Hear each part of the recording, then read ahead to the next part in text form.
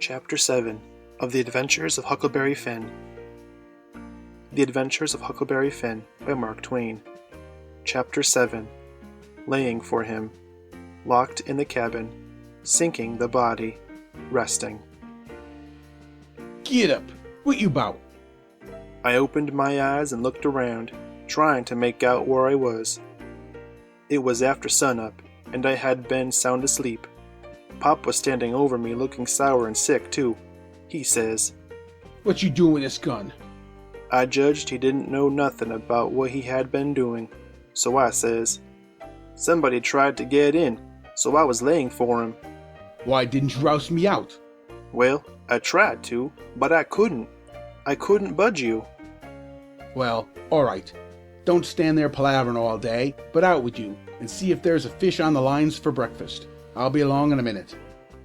He unlocked the door, and I cleared out up the river bank. I noticed some pieces of limbs and such things floating down, and a sprinkling of bark, so I knowed the river had begun to rise. I reckoned I would have great times now, if I was over at the town. The June rise used to be always luck for me, because as soon as that rise begins, here comes cordwood floating down, and pieces of log rafts.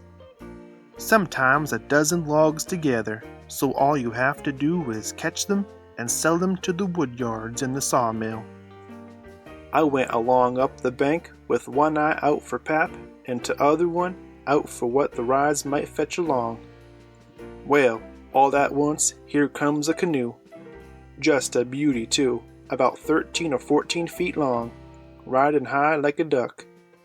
I shot head first off of the bank like a frog, clothes on and all, and struck out for the canoe. I just expected there to be somebody laying down in it, because people often done that, to fool folks, and when the chap had pulled a skiff out, most to it they'd rise up and laugh at him. But it weren't so this time. It was a drift canoe sure enough, and I clumb in and paddled her ashore. Thinks I, the old man will be glad when he sees this. She's worth $10. But when I got to shore, Pap wasn't in sight yet, and as I was running her into the little creek like a gully, all hung over with vines and willows, I struck another idea. I judged I'd hide her good, and then, instead of taking to the woods, when I run off, I'd go down the river, about 50 mile, and camp in one place for good, and not have such a rough time tramping on foot. I was pretty close to the shanty, and I thought I heard the old man coming all the time, but I got her hid, and then I out and looked around a bunch of willows, and there was an old man, down the path a piece, just drawing on a bead, on that bird with his gun. So he hadn't seen anything. When he got along, I was hard at it taking up a trot line. He abused me a little for being so slow, but I told him I fell in the river, and that was what made me so long. I knowed he would see I was wet, and then he would be asking questions. We got 5 catfish off the lines, and went home. While we laid off after breakfast to sleep up, both of us being about wore out, I got to thinking that if I could fix up some way to keep Pap and the widow from trying to follow me, I would be a certainer thing than trusting to luck to get far enough off before they missed me. You see, all kinds of things might happen. Well, I didn't see no way for a while, but by and by, Pap raised up a minute to drink another barrel of water, and he says, Another time a man comes a-prowling around here, you roust me out, you hear? That man weren't here for no good. I'd a shot him. Next time you roust me out, you hear? Then he dropped down and went to sleep again, but what he had been saying give me the very idea I wanted. I says to myself, I can fix it now, so nobody won't think of following me. About 12 o'clock, we turned out and went along up the bank. The river was coming up pretty fast, and lots of driftwood going by on the rise. By and by, along comes part of a log raft. 9 logs fast together. We went out with the skiff and towed it ashore. Then we had dinner. Anybody but Pap would have waited and seen the day through so as to catch more stuff. But that weren't Pap's style. 9 logs was enough for one time. he must shove right over to town and sell. So he locked me in and took the skiff, and started off towing the raft about 3:30. I judged he wouldn't come back that night. I waited till I reckoned he had got a good start. Then I out with my saw, and went to work on that log again. Before he was to other side of the river, I was out of the hole. Him and his raft was just a speck on the water, away off yonder. I took the sack of cornmeal, and took it to where the canoe was hid, and shoved the vines and branches apart, and put it in. Then I done the same with the side of bacon, then the whiskey jug. I took all the coffee and sugar there was, and all the ammunition. I took the wadding. I took the bucket and the gourd. I took a dipper and a tin cup, and my old saw and 2 blankets, and the skillet and the coffee pot. I took fish lines and matches and other things, everything that was worth a cent. I cleaned out the place. I wanted an axe, but there wasn't any, only the one out of the woodpile, and I knowed why I was going to leave that. I fetched out the gun, and now I was done. I had wore the ground a good deal crawling out of the hole, and dragging out so many things, so I fixed that as good as I could from the outside by scattering dust on the place, which covered up the smoothness and the sawdust. Then I fixed the piece of the log back into its place, and put 2 rocks under it, and one against it to hold it there, for it was bent up at that place, and didn't quite touch ground. If you stood 4 or 5 foot away, and didn't know it was sawed, you wouldn't never notice it, and besides, this was the back of the cabin, and it weren't likely anybody would go fooling around there. It was all grass, clear to the canoe, so it hadn't left a track. I followed around to see. I stood on the bank and looked out over the river, all safe. So I took the gun and went up a piece into the woods, and was a-hunting around for some birds when I saw a wild pig. Hogs soon went wild in them bottoms after they had got away from the prairie farms. I shot this fellow and took him into camp. I took the axe and smashed in the door. I beat in and hacked it considerable a-doing it.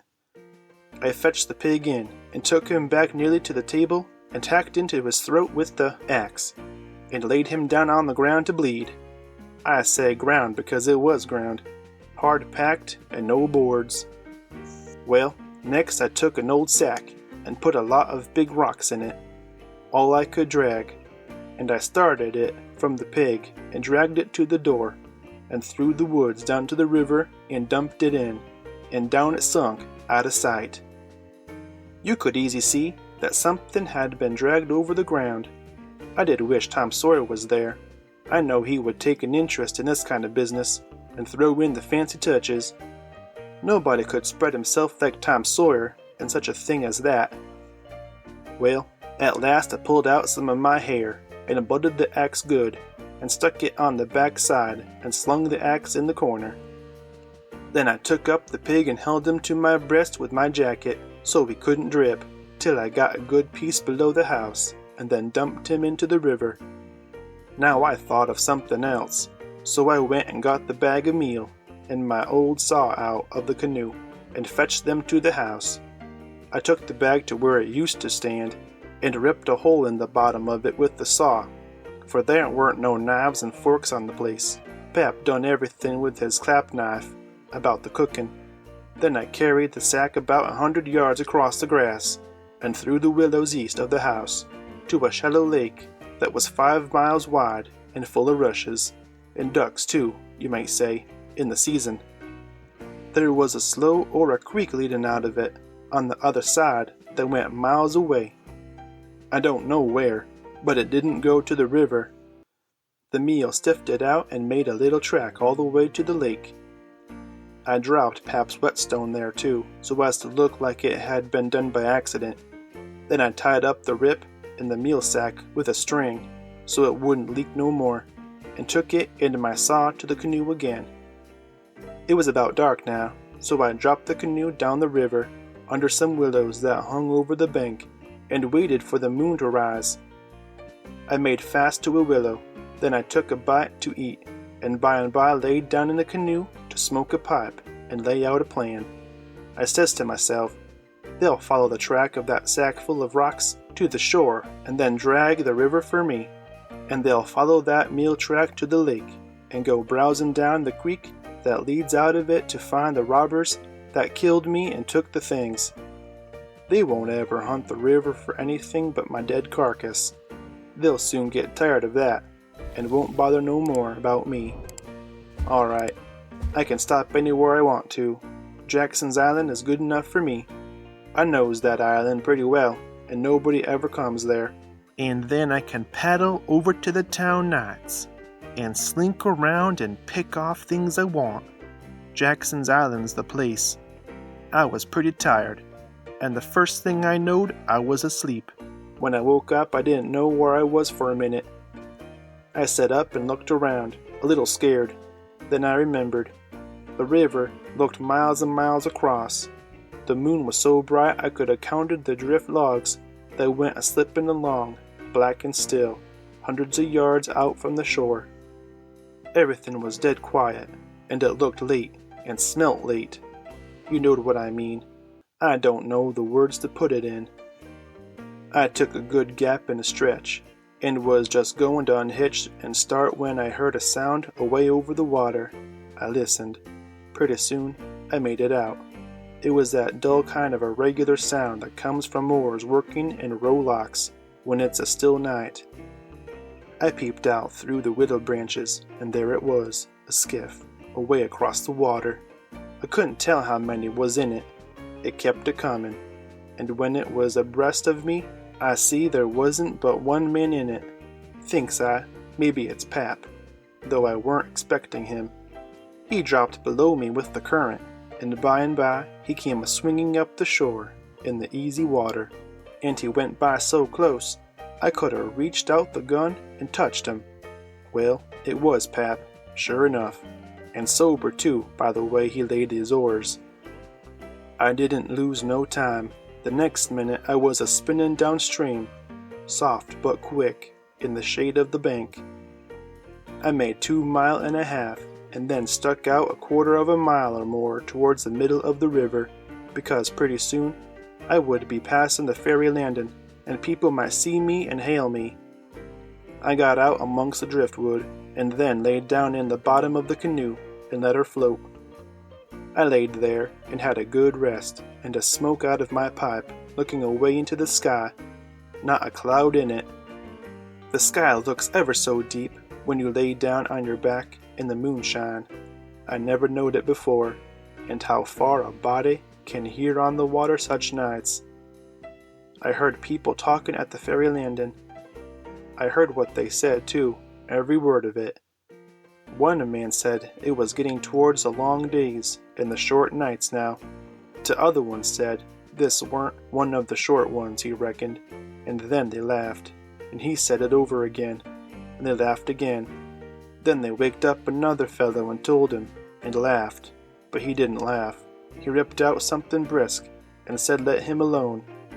The first fellow said he load to tell it to his old woman. She would think it was pretty good, but he said that were nothing to some things he had said in his time. I heard one man say it was nearly 3 o'clock, and he hoped daylight wouldn't wait more than about a week longer. After that, the talk got further and further away, and I couldn't make out the words any more, but I could hear the mumble, and now and then a laugh too, but it seemed a long ways off. I was away below the ferry now. I rose up, and there was Jackson's Island, about 2 miles and a half downstream, heavy timbered, and standing up out of the middle of the river, big and dark and solid, like a steamboat without any lights. There weren't any signs of the bar at the head. It was all under the water now. It didn't take me long to get there. I shot past the head at a ripping rate. The current was so swift, and then I got into the dead water, and landed on the side towards the Illinois shore. I run the canoe into a deep dent in the bank that I knowed about. I had to part the willow branches to get in, and when I made fast nobody could have seen the canoe from the outside. I went up and sat down on a log at the head of the island and looked out on the big river. and the black driftwood and away over to the town 3 mile away, where there was 3 or 4 lights twinkling.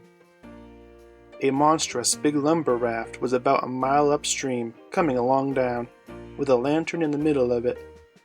I watched it come creeping down, and when it was most abreast of where I stood, I heard a man say, "Due north there! Heave your head to starboard!" I heard that just as plain as if the man was by my side. There was a little gray in the sky now, so I stepped into the woods and laid down for a nap before breakfast. End of chapter 7.